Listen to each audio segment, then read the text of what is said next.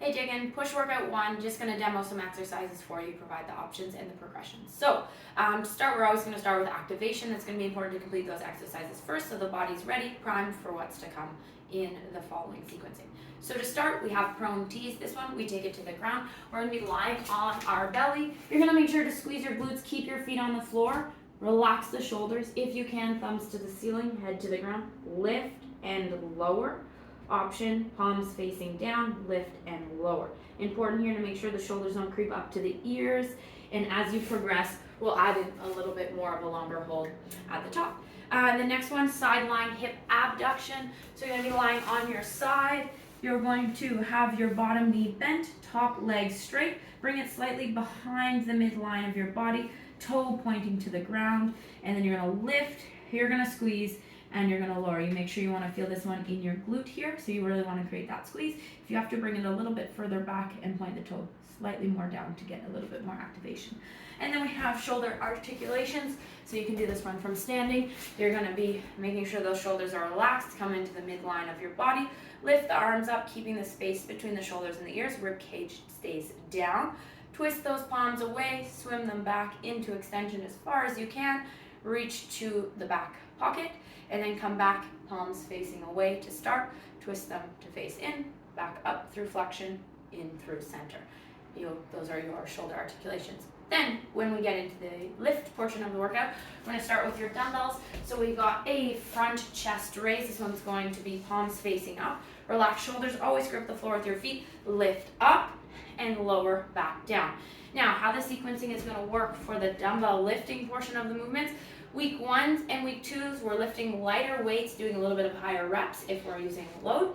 And then we're going to progress to lower rep count, higher weight, and as we get stronger. In between, in the middle of the program, we also have a tempo, so where we add a little bit of eccentrics, where we add that count in. So for example, with this one here, the tempo will be to come up and then lift 1, 2, 3, 4 on the way back down. Next up, we got a shoulder press, from a half kneeling position. So you're going to take the dumbbell on the opposite side of the body. You're going to press it straight up, straight down, palm facing in. Keeping the rib cage down, squeeze the glutes, engage the core. Now, you'll switch per side, half and half, and then making sure here that we're not, arching the spine, reaching back.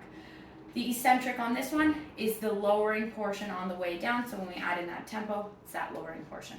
Next up, we have knee trackers, so you're going to grab yourself something you can stand on. It can be your staircase. If you have a staircase at home, it can be a small chunk of textbooks, things like that. Standing onto the elevated surface, heel comes in front of the toes, push the hips back, knees and toes point together, and you drop down. As you progress with this one, you can add more height, so you have more distance to reach down. The main thing, if you get from the front view here, knee and toes point together, and I keep my chest nice and proud, making sure I'm not collapsing in. Then we got a wall sit with adduction, so you're going to find yourself against the wall. You can take something that's small, like even it can be like a pillow, Kleenex box, anything like that, that you can just create that additional squeeze. Grip the floor with your feet, drive the knees in, proud chest, making sure the back's not arching away from the floor or from the wall or rounding. So keeping that nice and proud. As we progress on this one, we hold it longer and longer. Then we have tricep dips. So the body weight exercises will be in reverse. You'll start with a lower rep count, and as we get stronger, we'll add on more repetitions. So for tricep dips, something that you can set yourself up, support your weight, find yourself in like a table style position, lower the body down, and then press the body back up.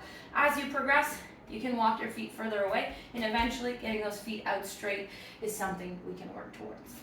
And then finally, dead bug isometric. So you're going to find yourself lying flat on your back. You're going to arch your spine up to find the top position, and then you're going to press it into the floor, and then somewhere in the middle where the core is activated is the position we're looking for here. Then we've got heels in line with the knees in line with the hips, nice beautiful 90 degrees. Chin tucked, arms pressing into an imaginary ball in between us, keeping that tension, and we're going to build up on the time that we hold it. And then for your stretch for push 1, we get into a prone cobra, so stretching out the abs. Elbows, option from the elbows, pressing up, arching the spine. If you can complete that and you can keep your hips on the ground, you can go into the straight leg, or straight arm. If your hips lift up, let's just keep it back on those elbows, working that cobra. And then finally, child's pose, knees wider than the hips, heels together, reach the arms forward, relax the head and neck, and we're gonna go for an angled position, so just reaching to one side, spending your time there, and then reaching to the other side. So those are the moves for push 1. If you have any questions, let me know.